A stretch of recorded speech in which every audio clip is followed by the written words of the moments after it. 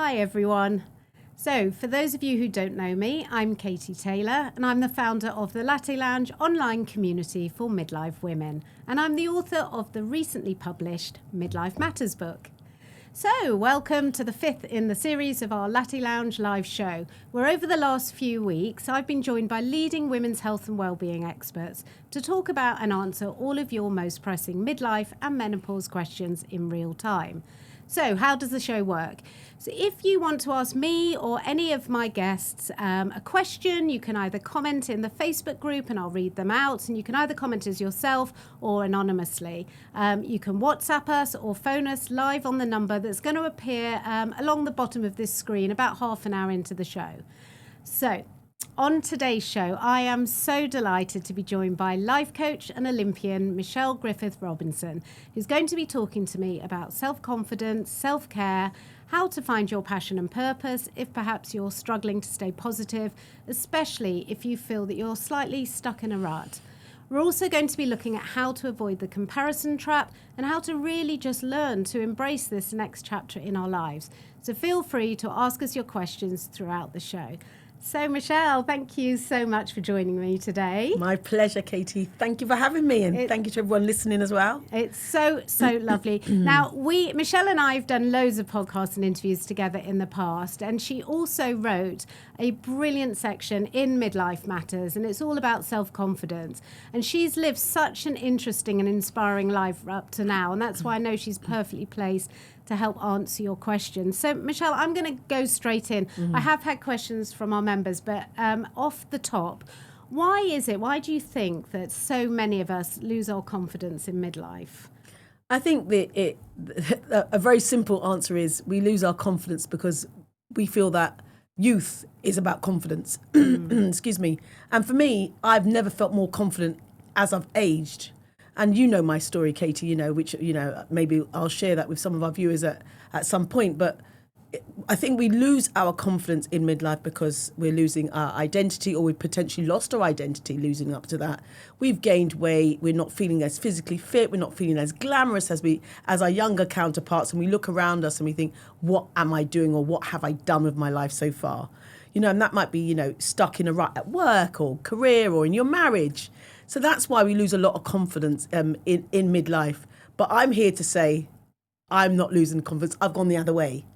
I've gone the other way. And I want to empower women out there to really take stock and say, this is the best stages of our life right now. Yeah. Embrace them. Some women never get here. Yeah, absolutely. And it's a luxury, isn't it? I mean, before I do have a load of questions, but it would be helpful because obviously I know you very well and lots of people in our community might, but there are loads who don't. Do you want to briefly just sort of talk about your own story? Because then that will help people understand how you got here. Yeah, I guess so. So if I talk about, I'm an Olympian, so people... First of all, very glamorous. Yes, it was at the time. It was nice, being on national TV with a little skimpy two-piece, representing Great Britain in the triple jump. I was the first ever woman to jump over 14 metres in the triple jump in the Commonwealth as well. And I started athletics at 12. Girl from Wembley. I'm a Northwest London girl. I embrace everything about London and everything else. I've now moved out to the countryside and live in South Wales. But when people used to look at me, they say, gosh, you've got, you're so talented, you've got such a fantastic physique and everything else. But behind closed doors, I was in an abusive relationship. And that continued for a few years. And it took a lot of strength and courage for me to come out of that relationship. And all these certain things that happen in your life, they actually scar you. I've gone through therapy and everything else. And hence why I am an ambassador for Women's Aid. Because I feel really passionate about, talking to women about you can come out the other side. And just because you see somebody that looks, visually fantastic, it doesn't mean that internally that they are really feeling on their top form. And that was in my 20s. I wasn't on my top form. But from the, when you see on social media, you see everybody looking glamorous and looking great and going to all these events and you think, oh my gosh, I'd love to have that. But deep down, it's not always what meets the eye. Yeah. And so that's, the first thing that I would like to say to people. When you see people, there's always a backstory. Some of them aren't willing to share that. And it's only over the last few years that I'm willing to share more about it because my daughters are now older. I want to protect my daughters. And also as well, I want to help other young women and women out there understand what are the red flags of an abusive relationships. So yes, that's why I say very comfortably and confidently now, I'm on my A game. I've been married to my husband for 23 years. I have 3 fantastic children. I have a career that I love. I love my life coaching. I love my motivational speaking. I love working as an ambassador for amazing charities.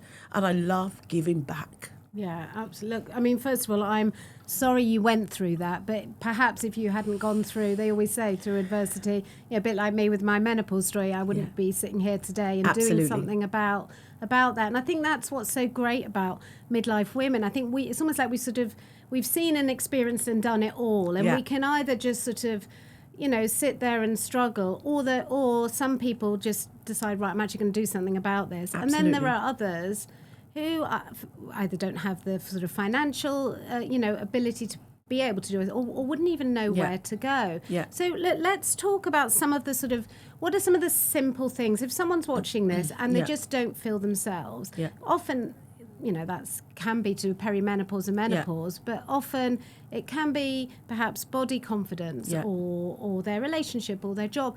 What sort of tips would you give to someone about shaking it up and feeling a bit better? Feeling a bit better and shaking it up. I think the first thing you have to identify is the person you have to make really happy is yourself. And, for so long we have been, as women, givers to everybody, whether you have children or not. You're constantly seen as that figurehead to keep giving. You have to prioritise yourself. So number one, I would say to women, first and foremost, every morning, get out and get some sunlight on you.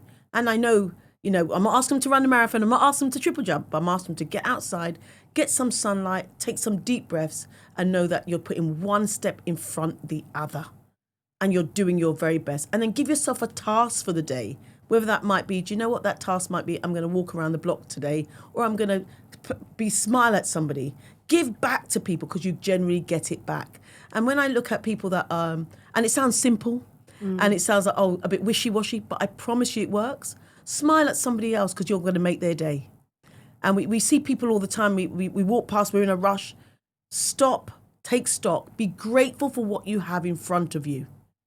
And sometimes that might be bleak. You might think, look at me here in this big house, or look at me here in this small flat. I don't have anything. Count your blessings. I think gratitude and gratefulness, outside, getting fresh air, they're 2 of the things that I think are almost free of charge. Yeah. And also, I think you're right. We're so busy, aren't we? Just kind of living and juggling. Even if for people that don't have kids, you're still really busy. Absolutely. You're just juggling a million things, and everyone's kind of almost sort of draining you of everything. And it's quite hard to just find that time for yourself and self-belief. Michelle, when we met just before this talk in the coffee shop next door, and the first thing you said to me is, your eyes look lovely. And it was so those beautiful sweet. eyes. No, but it was so sweet, because no one ever really, I was thinking, oh my God, she looks amazing in her blue suit. And I don't know why, I always think you look amazing, but when you sort of said something back to me, it was like, it kind of lifted me, and then I can get on with my day. And I think women are so bad at just kind of taking compliments. They find it hard to take compliments, and actually, but they're very critical on themselves to, almost nitpick. Oh, my breasts look saggy in this, or my hips look big in this. Start being kind to the way you speak about yourself. That's another thing that's free of charge. Your language denotes your day. If you think, oh my gosh, I feel absolutely rubbish today, I feel drained today, you're going to actually feel like that. Say, I don't feel great, but I'm going to switch it up. Just a little bit of changing that language and reframe. I'm big on reframing, being a life coach. I'm huge on reframing. And I just think that just that little bit of, do you know what? Today's going to be a great day. Don't overcomplicate matters. Don't put too much in your day. Don't overwhelm yourself, and don't underwhelm yourself as well. Yeah, and also we're very... Well, I know I am. I think a lot of women find it hard to say no. So I tend to say yes to everything, and then I kind of regret it. And then I start to try and backpedal and think, oh, God, I need to cancel that. But I don't want to upset him or her or whatever. And I think it's kind of finding that balance, isn't it? Sort of putting up, I guess, boundaries. Oh, I'm huge on boundaries. It's funny enough, I had a friend of mine staying with me, called Katie this morning, actually. And... she said to Michelle, I'm in my 50s now, and I'm very good at saying no. And I always say, if you don't want to do something, why are you doing it? Yeah. Guys, this is a precious time of our life. Tomorrow's not promised. So if you don't want to do something, why are you doing it? You know, of course we know we have to go to work. We have to pay our bills. We have to get up if we've got elderly parents to look after. We've got to look after. But anything outside of those, you know, necessities, if you don't want to do something, don't do it. Find what brings you joy. So I put on my music in the morning and I'm dancing around. People often see me on my Instagram doing a little dance. I love music. It brings me joy. It lifts my mood straight away. I get outside. I give thanks for what I've got. I blast my music. My husband's like, Mish, you're going to wake up the neighbours and say, we ain't got no bloody neighbours. And I dance around in my little knickers and bra because I'm bringing myself joy. I'm finding those little bits, little golden nuggets that fuel me. And that fuels me, and positive affirmations. I'm huge on positive affirmations as well. I know you are. I mean, look at your T-shirt. It says, get up, dress up, show up. Workwear matters, as does midlife matters. You're very, very on point today. Very on brand, babes. Yeah, very on brand. But it's true. Yeah. Get up, dress up, show up. Yeah. Yeah. The first thing to do in the morning, if you get up and you have your shower, put on your creams, put on a little bit of your favourite perfume or a little bit of your favourite deodorant, whatever it looks like to you, and show up. You're doing your best. Stop the judging, stop the watching other women or other families. You are doing your best. And I think you mentioned about being a life coach. I once spoke to a life coach quite a while ago now. And I think the thing that I found most valuable, and I think anyone watching this, if you're feeling like really overwhelmed and thinking, oh, well, this is all very Instagrammable, but actually, how does that relate to my life? One of the best tips I was given was to almost sort of write a list of everything I liked, whether I do it or not, and everything I hated and that was just draining me and bringing me no joy. Yeah. And do you find that works with your clients? It's almost kind of list making. And so one of the exercises very similar to that I do is I always say, let's focus on the stuff you love doing. And then I said, then let's focus on the stuff that you don't really love doing, but it's a necessity for your lifestyle. And that, you know, that might be like making the beds. You don't want to stay in a smelly bed or whatever. And then that way they try and weave out from there the priority lists of what brings them joy. So I think that's a really important thing. And the life coach is right that taught you that, you know, and you can be your own life coach at home as well. Yeah. Find out what brings you joy. Write down your top 10 things that bring you joy. Write down the things that you know you need to do, but you don't really like doing. And then write down the things that, you know what, they're my non-negotiables. I'm not doing them. Because there's some things that you don't want to do, you know, and actually there's nothing wrong with that as well. And I think we're more empowered in midlife to turn around and say, I'm not doing that. And you don't feel you have to justify. So, Katie, you said something earlier on about saying yes to everything. That needs to stop. So just to say, guys, you're here as witnesses. That needs to stop. You can't keep saying yes to everything. You'll get burnout. You then have this conflict with yourself of, oh, I said I was going to commit and I've committed now and I don't want to let anybody down. Start saying no a lot more because you'll feel a lot more freer. You'll feel liberated. And you won't feel so under pressure as well. That's my little tip for you. Yeah, thank you. This is like a therapy session.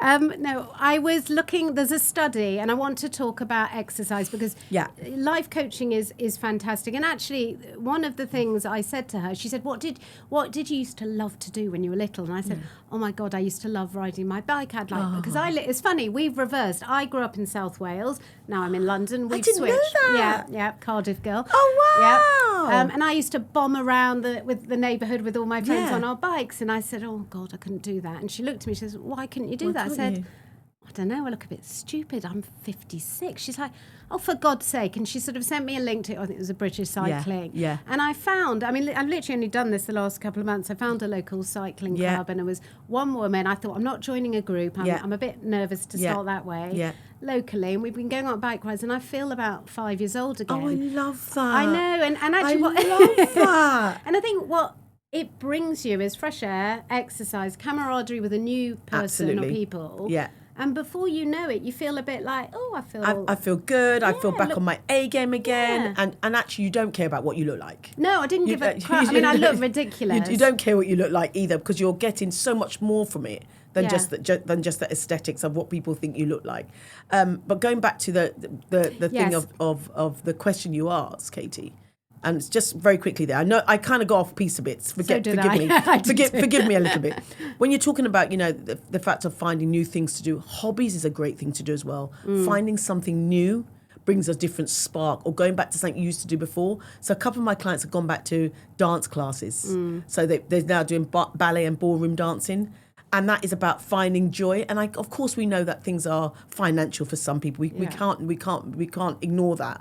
But if you think to yourself, buy one less coffee, add that money in the bank in a pocket box, and every 2 weeks go and treat yourself to a local dance class. Because it brings you joy. You're salsa in, you're zumba in, you're meeting other women, and actually other women in the same positions as yourself. Yeah, and also you're off your phone, you're off social media, you're out the house. I think a lot of us midlife, especially the work I do, you're shut in a room behind a computer screen all day, and you're communicating with people online who are real, but they're not real. They're not real. They're not getting that physical contact. But that's why the physical exercise outside is so important to lift in mood.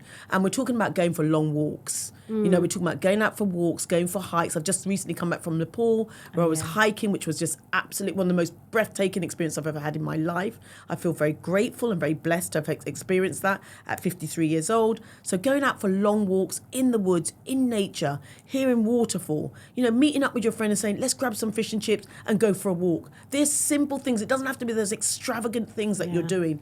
Getting outside, there is proven evidence that physical activity helps with moods, lifting your self-esteem. But so for some people, we're not asking them for marathon running. We're asking them just to get out and go for a gentle walk, feeling the fresh air outside, breathing in, looking around you, being noticeable and being present. Absolutely. And I put up this study, it was from a couple of years ago, but it's proven, physical activity level and self-esteem in middle-aged women. And the studies and conclusions were that actually physical activity really does help with self-confidence. And absolutely. And it's not about, because I know when we were all in our 20s, we're dieting, we're exercising literally for beach body. Beach body, and all that or nonsense. An outfit. Whereas now it's more for our well-being, and being, I'm on a trustee for Mental Health UK, and I often talk about, if we can try and encourage more and more people to get outside for their mental well-being, that's got to be our top priority for us. If we are physically and mentally in a great place, we are able then to face so much more things that are going to happen to us. And it's inevitable that we're going to be faced with challenges. Let's not pretend. We're going to be faced with, the challenge I had last year, losing my sister-in-law, 51 years old, just out the blue. If I wasn't physically and mentally in a strong position, I don't know where I would have ended up, because that was the hardest year of my entire life. I'm sorry to hear that. I know it was horrendous.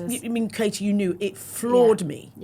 And so that's when I talk about, you've got to be in a physical and a mental good state, because these challenges are going to come and they're going to hit you like a bolt of lightning. But if you're not in that position to say, do you know what, I'm ready, and getting a support group around you, that's why it's so important, Katie, you having the Facebook support group out there, whether it's virtual or not, having those people out that you can be sounding boards to, it's integral for all of us. 100%. I totally relate in a different way. I know a lot of people know I lost a best friend out the blue straight away, age 21.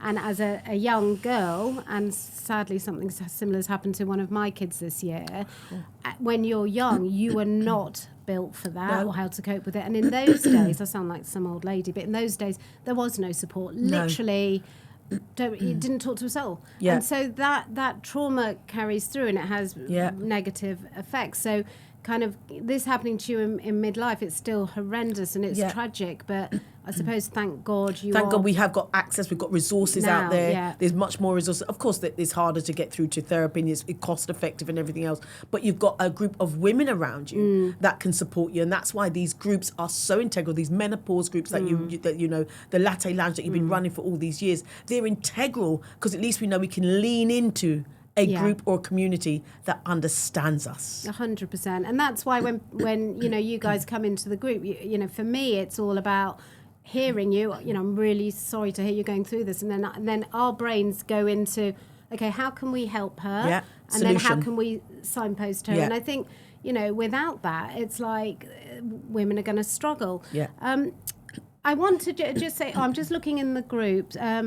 Sonia, this is a brilliant honest session. I wonder if you have any tips on combating imposter syndrome.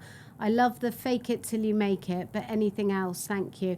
And then I'll come on to the next question. Okay. What would you say to Sonia?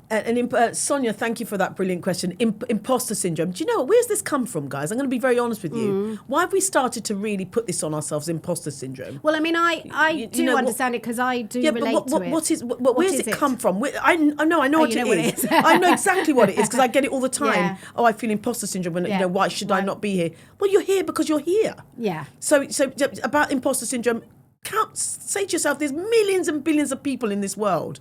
They wanted you. It's your chance to shine. They wanted you. Don't question it. You're there. Yeah. Show up, get up, dress up, show up. Do you. Yeah. Don't compare it to anybody else. And not everybody's going to like what you do. Yeah. Good. Not everyone's going to like what you do. And why should they? We're not that narcissistic that everybody should like me. Yeah. I'm too much for somebody. I'm too quiet for others. But you know what? There might be that 20% I'm going to impact. Yeah. And that's the 20% that I do want to impact. So imposter syndrome, I don't get it. Yeah. I'm sorry, guys. I'm really sorry. It's not arrogance. I don't get it. I'm here because I'm meant to be here at this stage of my life doing what I do best. And that's living my way. Not necessarily everybody's way, but my way. Stop letting these little imposter syndrome, and I hear it all the time. I'm not belittling it. Yeah. Impact and affect our well-being all the time. You get a job. I'm not sure if I can do this job. I've got a bit of imposter syndrome. I don't have any imposter syndrome. Get off. I'm here. Yeah. Because I deserve a that. seat at that table. Yeah. And I want us all to really get this.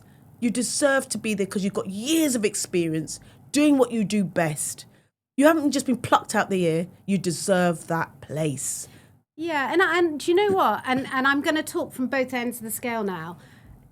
Like, so for me, obviously, I grew up in a very medical family. You know, all of my dad and his brothers are all medical professors. And I'm like, well, they can stand up there because they've got that qualification, but I can't do that. But actually, they can't do, and I'm not talking about me here, but I'll come on to it. Yeah. They can't necessarily do what I do, and I can't necessarily do what they do. But even my father and my cousins and my uncles said they would still get up there with all their degrees and all their knowledge. They'd still feel a bit like, oh, there's someone better than me. Should I really be up here? So, you know, all I'm trying to say is the fake it till you make it thing. I always say to my kids, and I'm sure you do the same, you learn by failure. So of course you do.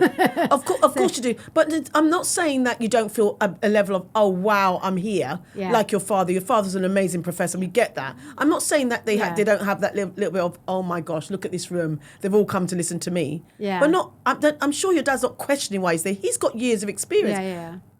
Well, I'm sorry, I must be the unique one because I'm not buying into that imposter syndrome. Full out of that audience, I might not get it right, but that's okay. Yeah. So let me go back to perimenopause very quickly, very quickly here. Point, yeah, perimenopause very quickly.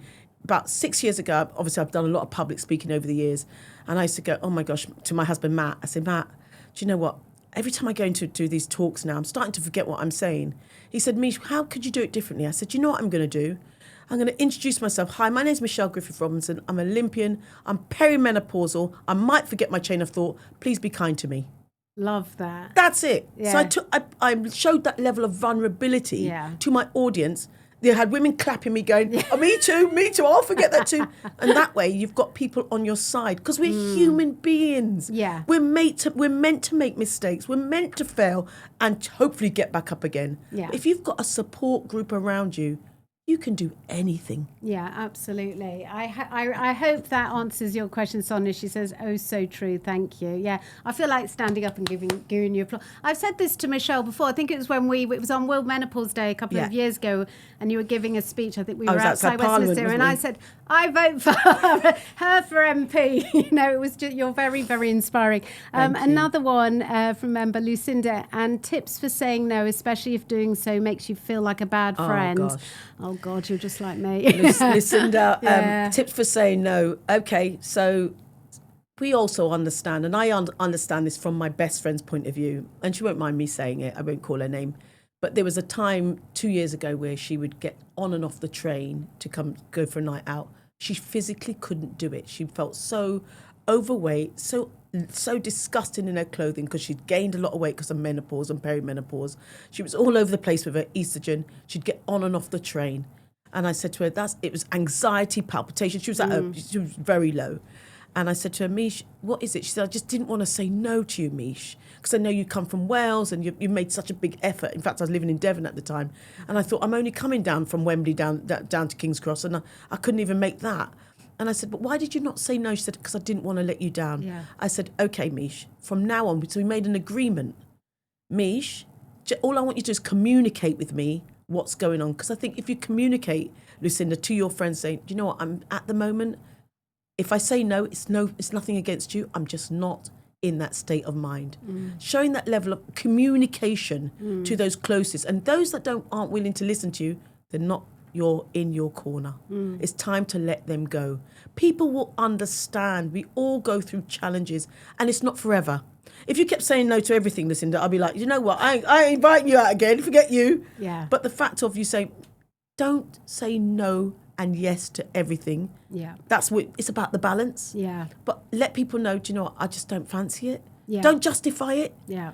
Don't overcommit and underdeliver, because that's actually worse. Yeah. You know, yeah, I'll do that. Yeah, I'll do that. And then all of a sudden you're like, oh my gosh, I can't. There's a mound. It's overwhelming. I don't know what to wear. I'm not feeling great. And then in the end, you turn up there late, which is another shows a little bit of level of disrespect. Or you turn up there and you're sweating. You're not feeling great, and you end up not just being there because you said you're going to be there. Yeah. So learn to say no in advance, but communicate at all times. You're not a bad friend. A bad friend would be somebody that says, yes, they're going to come, and then last minute turns down and says no. I think that's amazing advice. And Lucinda, on a sort of similar-ish sort of, I suppose, story, this past year, and I don't obviously need to go into it, I've had like really a lot of struggles with all 4 of my kids, to a point where I was just like, I actually don't know which fire to put out, and I can't cope. And I remember talking to my friends a lot about it, and in the end, and they were very good, but in the end I just thought, you know what, I'm literally draining them. And I turned around one day, and they were ringing, and how are you, and how's this one, and I said, you know what, you've been amazing, but actually I'm actually going to go and talk to someone professional about this, because I got to a point where my friends are amazing, but sometimes you just don't want to overburden them. Sometimes it is time to go to a professional. Non-biased. Put it in that place, and then you can still talk about crap. Superficial stuff. Yeah, yes. But you kind of, so there does get to a point, doesn't there, where it's like... Absolutely. And, there's some of my friends that have really struggled with perimenopause and menopause, really struggled, and go off the radar. Yeah. It's only now they've come out of that where they're feeling, where they're feeling in a much better position, that they're able to say, Michelle, the reason why I was behaving like that was, and I said, fortunately, I know that because I'm in this industry. I'm surrounded by amazing people like yourself, and all the doctors that will say, if you notice that, Yeah. But I said, but remember something, we're not here to judge anybody. If you're a kind person, that's really what it stems from. Be kind. Put yourself for 1 minute in somebody else's shoes. Yeah, not everybody is dancing in the mirror in their knickers and bra, and I get that. Not everybody is happy with their 3 cesarean scars and their saggy 32F tits. I couldn't give a monkey's, because now I am more confident now than I was in my 20s, where I had my 6-pack, my boobs up here, and all the sponsorship in my life. That's amazing. Look, I think, Lucinda, great words, thanks. Also, how about when you want to let someone go, but they keep asking for time? Another dilemma. We will quickly cover that one, and then we're going to go to a short ad break. And when we come back, I'm going to put the phone number up at the bottom. Please phone us or WhatsApp any questions you've got. But let's quickly do that before the break. Okay, so how about when you want to let someone go, but they keep asking for time? So could be a friend, or it could be a partner. I don't know. Yeah. So when you're talking about letting people go, sometimes, and I've said it before, you have to declutter.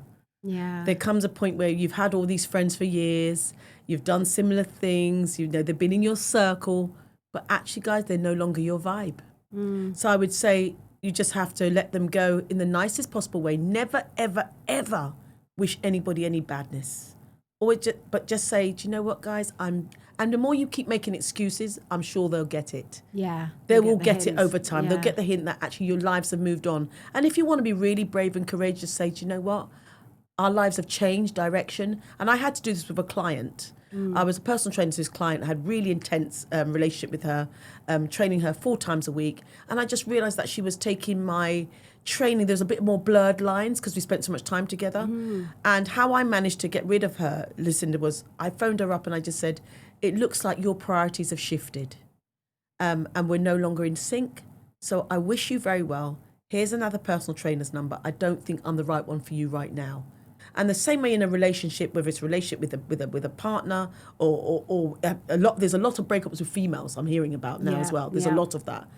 Just wish them kind. Just say, do you know what? I don't think right now our friendship boundaries are aligned.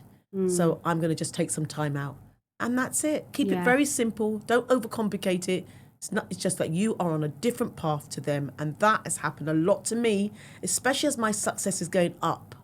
I've noticed a lot more people are showing a little bit more red eye, a little more envy, and I'm okay with that. And I've met an amazing set of women that are more on my page now. Yeah, that's amazing advice. I hope that helps, Lucinda.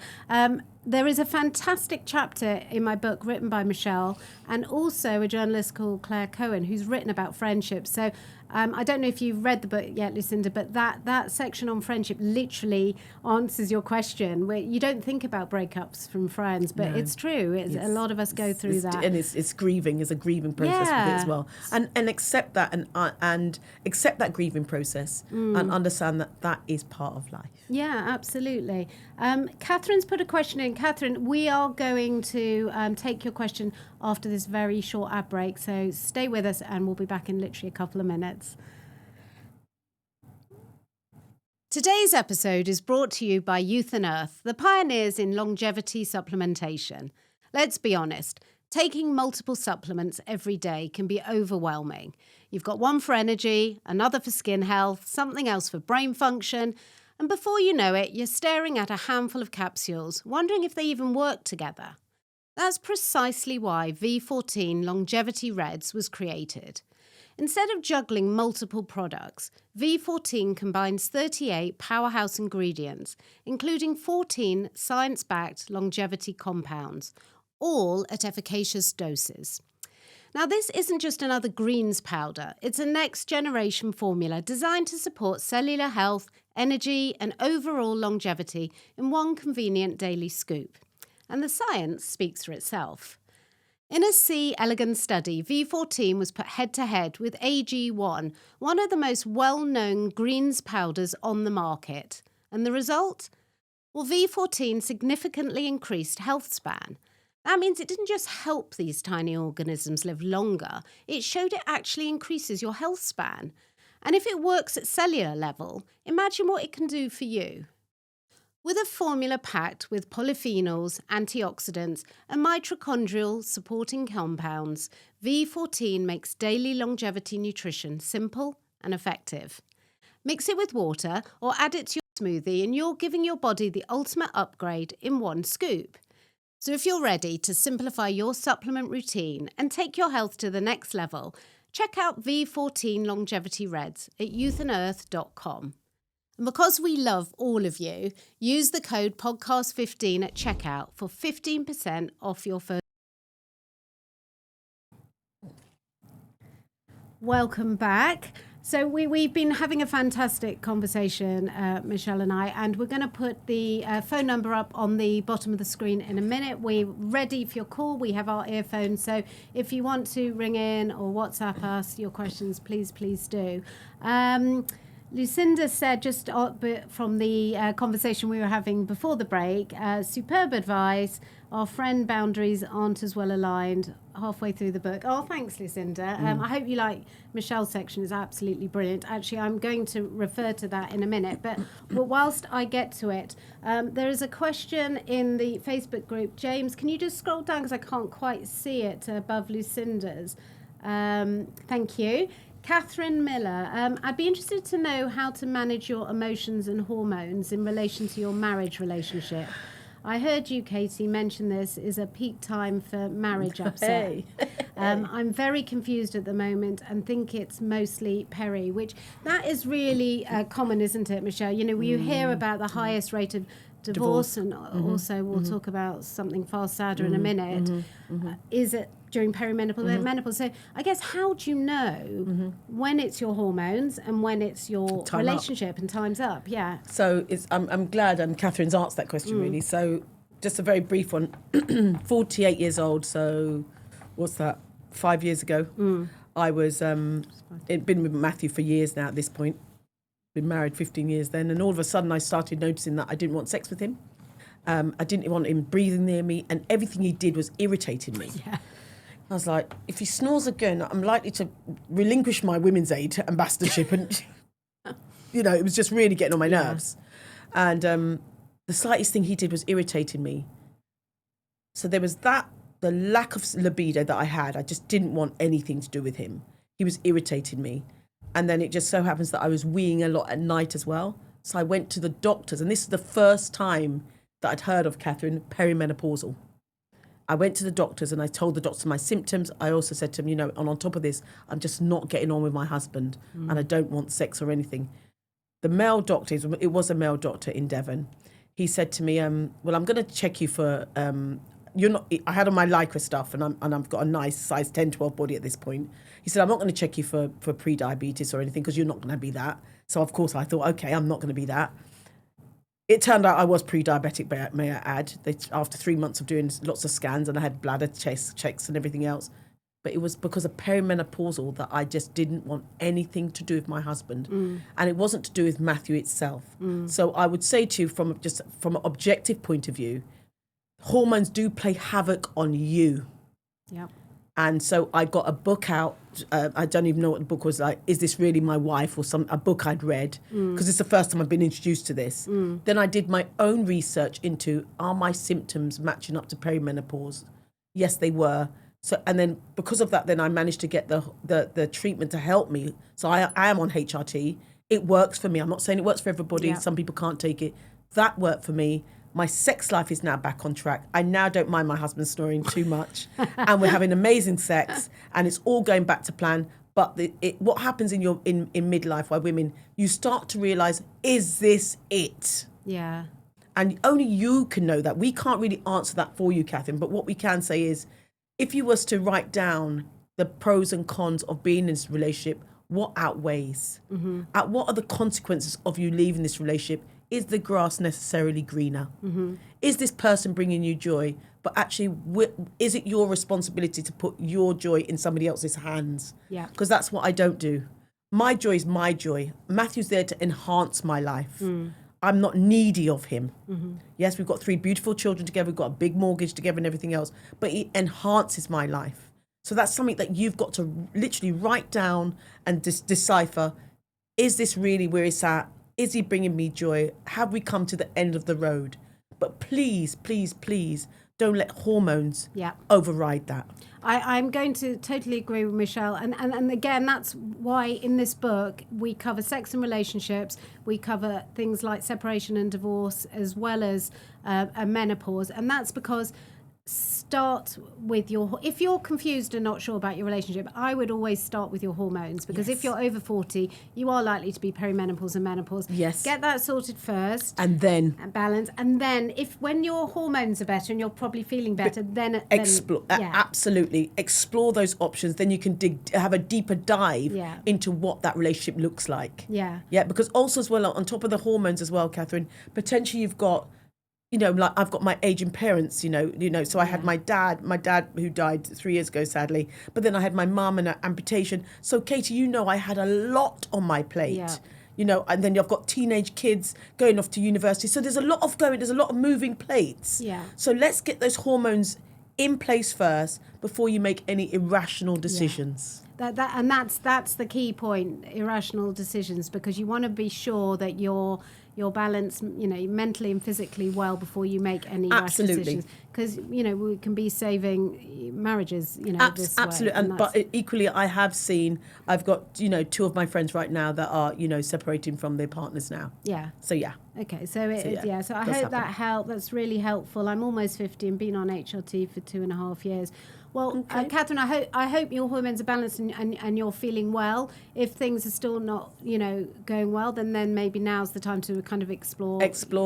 Get some additional external help, not just through your friends. Get some external help, maybe a therapist, a counsellor, to look into you, but also make sure you're ready for whatever your next steps of life are. 100%. Yeah. There's a fantastic psychotherapist. Sorry, I look like I'm not listening to any of you and reading, but I'm not. No, the book is brilliant. Well, it's just that it covers everything. The reason I wrote the book is because it's brought together all these type of questions and topics from 10 years into one place. So it's almost like actually everything you're asking is in here. It's in there. And it's not necessarily going to solve everything today, but it will give you Absolutely. Where do I go now? It acts. And when I spoke about your book, recently, and of course I've written a chapter in there around self-confidence. I want to show but when I spoke about this book and I was telling people about really get this book. This is a very different book to just menopause, and I'm not just around menopause. I'm about supporting and empowering women at every stage and every age, physically, mentally, and with their overall well-being. But this book covers everything that all my friends have been saying. Michelle, I'm not sure about finances now. I'm not sure about this. I'm at sexual libido, HRT. It covers everything. It's like a one-stop book. Yeah. And that I feel is what women need to have almost like in their back pocket. Yeah. Well, and then that was the point of it. If you're feeling worried or confused or lonely at night, at least you can refer to it. And then when you think, okay, I'm not alone. Oh yeah, I've gone through that. Right, now what do I need to do? Now what's next? Then who do I speak to? Any more questions, please, feel free to phone in. James, I don't know if the phone number's up there, but hopefully it is. I have a question here. Sorry, my eyesight's terrible. That's another my eyesight perimenopause went. My eyesight went. Oh, my gosh. Okay. I want to go back to, because someone else emailed in this question, and I did touch on it at the beginning, but we didn't properly finish talking about it. The comparison trap. A lot of us have to, unfortunately, or fortunately, spend a lot of time on social media, and you see these amazing lives, and as you said, you say, "Oh my gosh, she looks gorgeous. I wish I could dress like her." Or, "Wow, look at that talk she's giving," or, "She's got so many followers," or, "Why haven't I?" And it can drive you demented, can't it, and affect your self-belief. So, what would you suggest? Well, I think the first thing is what we say to our what I say to my daughters are, their lives is what they choose to show you. So remember, what people choose to show you, and what, like the media, what they choose to purport and show is what they choose.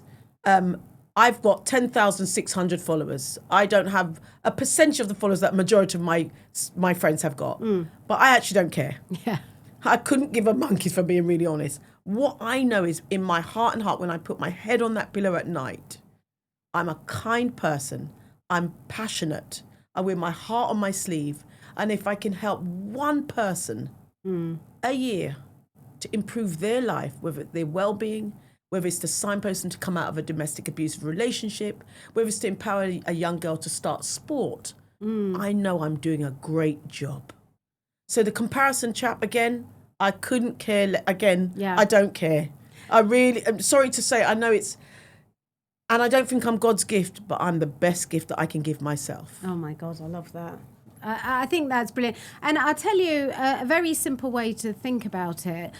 I personally, and I'm just going back to doctors, it's what I've grown up with. I know loads of amazing medics. They've never, ever been on social media. You know why? Because they're so bloody busy in their labs trying to cure cancer. They haven't got time to show you what they're doing. To showcase what they're doing. So, where people choose to be on social media, great. If they choose not to be on social media, great. If their followers, are only 5,000 people. If you've got no followers, and yet you're so prevalent in real life, that's also great. So the comparison thing is, don't compare yourself to anybody else. Yeah. You're uniquely you. The world needs every single one of us. That's why diversity and inclusion is so important, because it needs every single bit of us. If you're always going for the same people, you're always going to get the same result. Yeah, 100%. And also, you never see what goes on behind closed please. doors. I mean, I know people, got their millions of followers, and I tell you what, they would rather have, no followers and a nice quiet life in the countryside with just them and their sheep. Oh, man,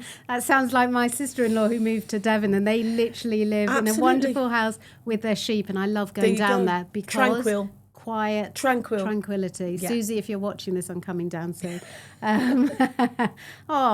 Judy Baum, and I'm going to embarrass her now, has said, and the reason I'm going to embarrass her is because it's my mummy. What a lovely lady, Michelle. Oh, I hugged up your Judy. I kissed you up and hugged you up at your book launch, and I love Mama. I was kissing up your mum and dad. I think they're incredible people, and they've done amazing to raise a wonderful woman like you. Embarrassing me now. No. She tried to embarrass you, Judy, but I switched it on her. Thank you. I'm glad to see you watching, Mum. Helen says, this is such a fantastic conversation. I'm also a coach working with midlife women. All of this rings so true. Thank you both so much. Pleasure, Helen. Thank you. Right, we've got time for a couple of more questions. So if anyone is brave enough to ring in, and I am very happy. Brave. Yeah, be very brave. happy Be bold. not to mention your name. If you ring in, you'll also get a chance to win this, because we're going to give it to one of our favourite questions. If you ring in, Michelle may even do a little dance. Yeah, I might do a dance. I might do a little dance, a little morning dance. I like to wind up my waist. I love to bring joy to people's life. Yeah, she certainly does. I love to bring joy. We've got a caller. I'm loving this. This is actually an anon question. Thank you for WhatsApping. I'm not going to obviously say your name. Okay. My sister, age 50, has just finished radium treatment for breast cancer. All good. She was on HRT prior to diagnosis. I feel she's now knee-deep in perimenopause, has become increasingly difficult, and is secretly drinking a lot, falling out with pals and family, and acting like everyone owes her a favour. Really don't wish to fall out with her, but really at the end of our tether with her. She's unapproachable and never in the wrong. Now, she's said, any advice? I'm going to ask Michelle a specific question in a second. I just want to quickly, if it's all right with you, address that. I don't, obviously, I'm not medically trained, but what I do know that is if anyone has gone through breast cancer and was on HRT, perhaps she's not now, then obviously her symptoms are probably making her this way. And it doesn't mean, a lot of women, even those who've gone through breast cancer, can go back on it. I'm not saying they should, and I don't know her medical history, but please if you want to just reach out to me, email hello@lattelounge.co.uk. I can send you some really good resources and signpost you to appropriate people, because it may just be that her symptoms are not manageable. Assuming her symptoms are manageable, what would your advice be in how to deal with that at the moment? Yeah, I think it's difficult. Managing relationships is difficult again, especially when it's your family. We have it without not having any form of breast cancer trauma. So relationships are difficult. I would say just know that you're there. Set some boundaries in place. Let your sister know that you're there. It's hard to walk away from somebody that's struggling. Yeah. Because they need you. Yeah. And as much as that, it can be very challenging and time consuming and everything else. They know they need you. Bear with them. Set boundaries around that relationship. And the drinking is a tough one. I've come from a family of drinkers. Excuse me. Sometimes it can be very challenging managing alcohol as well and people's behaviour. But just do your best to be as supportive as you can, but set your boundaries around that. 100%. And look, I think if she's drinking a lot, it's probably because she's desperately trying to feel better. And I think the best thing you can do as a family member is either signpost her to us, or signpost her to on the British Menopause Society website. There's an area of specialists where you can find your nearest NHS or menopause specialist, and one hopefully that has experience with women who've gone through breast cancer. I think the best help you can give is actually to refer her to someone who can help her, because once she gets that support, you'll probably find she's better. And just knowing that you're there, and just let her know as well, quite vociferously, that you're there to support her, and that sometimes you feel that she's pushing you away. Just let her know that you are there to support, and then it's difficult, but your life, it doesn't seem as difficult as hers is right now. So a little bit of empathy and compassion is really important. Absolutely. Okay. If there are any more questions, we've got a couple of minutes, but whilst we're waiting, because I will come back to them at the end, Michelle, this has obviously been an amazing conversation, and it's sort of ended on quite a heavy note. I want to ask you some sort of what I always do with all our other guests, is some sort of quick flash round of questions to find out the sort of girl Michelle is outside of her sort of day-to-day routine. And you're not allowed much time to think about the answers. Oh, gosh. On the spot, baby. And please, all of you, join in the comment section telling us what you think. New York or Paris? New York. Yes. And me. Okay. Most people said Paris, but I'm a New York girl. New York girl. Right, we need to roll up, James, because otherwise I can't see. Autumn or spring? Spring. Trainers or Uggs? Trainers. Oh yeah, that's a trainers. That's trainers, an obvious man. one. Trainers. Can you imagine her doing the long jump in Uggs? Yeah, trainers, fitness training, strength training, trainers, and bare feet.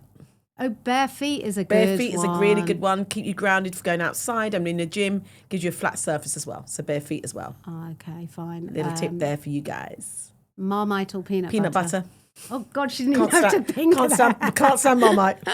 Unlike Dr. Philippa Kay, who went disgusting and disgusting. Oh, did she? I did. Dr. Philippa Kay don't like it. Yeah, love peanut butter. Like love yeah, peanut me butter. too. And it's got protein in it. Protein in it. Peanut butter's delicious. Almond butter's even nicer. Okay, good. Well, this one, I assume I know the answer. Walking or running? Walking. Oh, really? There you go. You're not running anymore. I don't like running. No. I don't like running. I'm finding that running, and again, it's about, changing things up. Yeah. I find that running does hurt my joints a lot more. Yeah. And I've suffered with lower back problems. And walking, I find it enjoyable. I find it gives me my best thinking time as well. Yeah. So reinvigorated. So no, walking. Never judge a book, baby. Yeah. Okay. Cat or dog? Dog. Yes. I'm a dog. I got my little Whistler.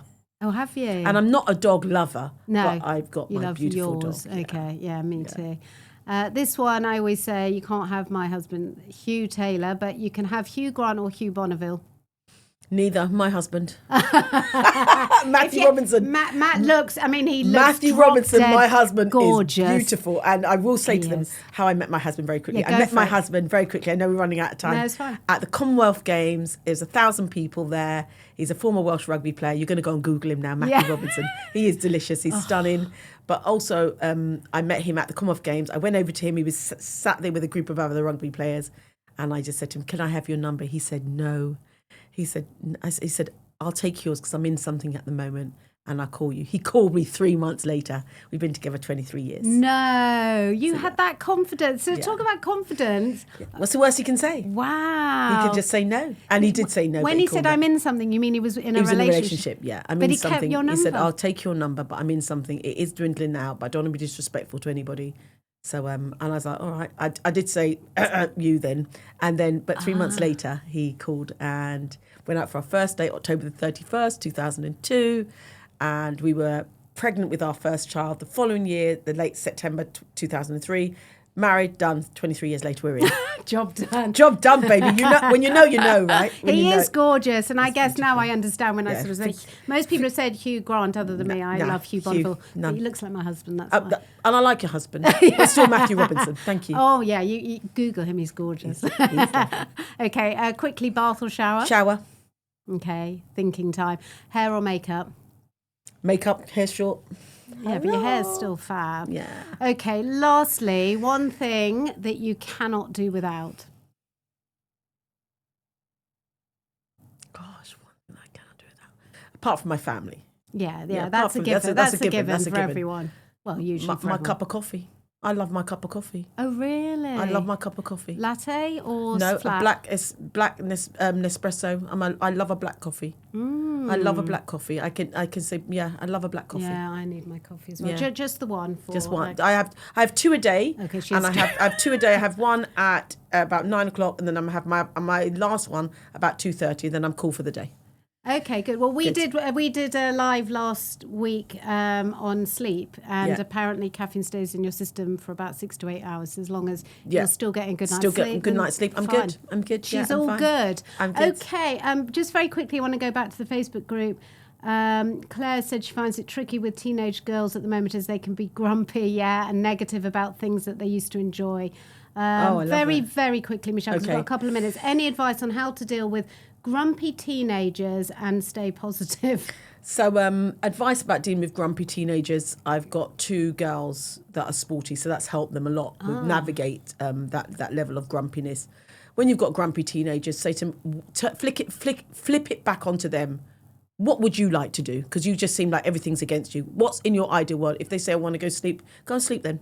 Don't take it on. We've got too much on right now, but set your boundaries and parameters. And we use the word boundaries a lot today. Yeah, but I really do want to do a big thing around parenting because I think me and Matthew have done a fantastic job with our 3 children. Yeah. We've been very firm but fair, very loving but reassuring. And actually, when they're being grumpy, that's okay as long as you're not being rude. So it's about you setting down some boundaries of if they're being grumpy, that's fine. Don't let them make you feel negative about life. You're doing your very best. Absolutely. We're actually, Claire, going to be doing an episode in, I think it's next month or a few weeks, actually on parenting. We in the book, there's a section on this as well, of course, because that was a regular thing. I mean, I know... I feel that also, like my husband and I also, on the one hand, we've done, I think, a good job in terms of warm, loving, supportive. But actually, sometimes, and it's not just me, so many people I know, we're always trying to fix things. Like, because can't be fixed a solution for everything. Yeah. Can't be fixes for everything. Some things they'd have to work out themselves. Yeah. And they remember something, and I will endorse to everybody: failure is your biggest success. Yeah. Good point. Lucinda, thank you so much both. I'm building up that confidence to say no on occasion. Good for you. Claire, thank you so much. You're most welcome. Thank you, guys. Advice. Right, we're going to quickly roll up a little bit more. James, if you want to know who James is, he's our producer who's doing a fantastic job with this auto cue. Michelle, where can people find out more about you, first of all? Yeah, you can look on Michelle Griffith Robinson on my Instagram. I'm on Robinson OLY on Twitter. I don't use that much. On LinkedIn as well. And I've got some fabulous fitness videos. I won't mention the brand, but I've just done some fabulous fitness videos. So if you Google in Michelle Griffith Robinson and fitness videos, with a very, very, very big brand. And I feel very blessed that it's people can access those freely. Fitness videos for all stages. And like I said, I'm about empowering women and girls and men at every age and every stage. And people say, where can I find you? And I always end with, it's great that you find me, but find you first. Absolutely. Oh, she's good at this, isn't she? What Catherine said, your husband is gorgeous. Have you Googled Catherine, it? I told you. Isn't Beautiful. he? I hope he does some... you guys should be modelling together. You don't probably know. don't have time. We ain't got time, babe. We're just trying to... He's a deputy head. He's in a school. Oh, my God. But All these girls must be drooling over him. It's not the girls. It's the midlife women. All those mums at the school gate. Mums at the gate. They're looking at him going, Hi, Matthew. And I come along and I'm like, hi, guys. That's my husband. Yeah, hands off. He's mine. I'm like, it's cool. Hands off. He's mine. You remember that? Yes. Yeah. Thank you, showing Katie. our age. Right, now very quickly before we go, our giveaway. I'm going to let you choose. Youth and Us have very kindly sponsored this whole series, and I want to give this away to one of the questions of the day. So you can either give it to the person that WhatsApped us or someone in the Facebook group if you could choose a question. Lucinda, please. Oh, Lucinda. You are going to be the lucky winner of this. So listen, thank you everyone very much for watching. Obviously, I want to thank our sponsor, Youth and Earth, who without I would not be able to be doing this fantastic podcast series, but I really hope that you all found that really helpful. We're going to be saving the recording of this show on our YouTube channel, and you can watch it back at your leisure. And don't forget to mark in your diaries for next week's show. It's actually sadly going to be the last in this series, but I'm going to be joined by someone who's also a very good friend of Michelle's. And she is a personal trainer. She's a wellness coach. She's an author, and she's the founder of Feel Good with Lavina. Lavina Mehta MBE is just really all-round fabulous lady, and she's going to be talking about why we should all be making time for exercise in midlife to help us live longer, happier, and more prosperous lives in our next chapter. So please do tune in. That's actually an evening show, and I'll put more about that in the Facebook group and on Instagram, so look out for that. Thank you again to our sponsors, Youth and Earth, for making this possible. And you can find out about our sponsor at their website, which is youthandearth.com. So have a great day, everyone. Get out and enjoy the sunshine. And Michelle, again, thank you so much. My absolute pleasure. Thank you to you and your community. Take care, everyone. And we'll see you soon.